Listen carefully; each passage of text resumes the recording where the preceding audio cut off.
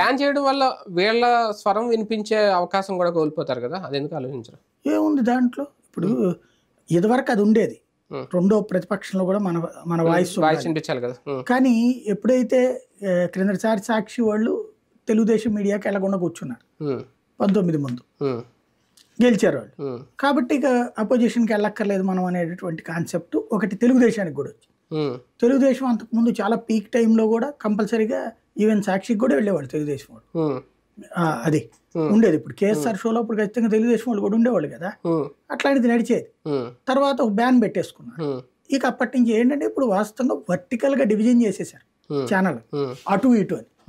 అది వస్తే వీళ్ళు రేరు, వీళ్ళు వస్తుంది. ఇప్పుడు ఇందులో ఏంటంటే ఇదివరకు న్యూట్రల్ ఛానల్గా పేరు పడ్డటువంటి ఎన్టీవీ, టీవీ9 కూడా ఈ జాబితాలో చేరడమే ఇక్కడ కీ పాయింట్. అంటే ఓకే, ఒకప్పుడు ప్రభుత్వం తప్పు చేసింది, ఇప్పుడు కొత్తగా వచ్చిన ప్రభుత్వం కూడా ఇలాగే బ్యాన్ నిషేధాలు పెట్టడం అనేది ఎథికల్ పాలిటిక్స్ ఏనా? ఎథిక్స్ ఎప్పుడో చచ్చిపోయిందండి. ఆంధ్రప్రదేశ్లో ఎథిక్స్ అనే పదం ఎప్పుడో పోయింది. ఆంధ్రప్రదేశ్లో అటుంటావా ఇటుంటావా, న్యూట్రాలిటీ అంటే నచ్చదు. న్యూట్రల్ రాజకీయం, న్యూట్రల్ జర్నలిజం అనేటువంటిది నచ్చట్లేదు. నువ్వు అటుంటే అటుండు, లేకపోతే ఇటుండు. అటుంటే వాళ్ళు వచ్చి కొడతారు, ఇటుంటే వీళ్ళు వచ్చి కొడతారు. న్యూట్రల్గా ఉంటే ఎవరు కొడతారో తెలియదు, ఇద్దరూ సహకరించరు.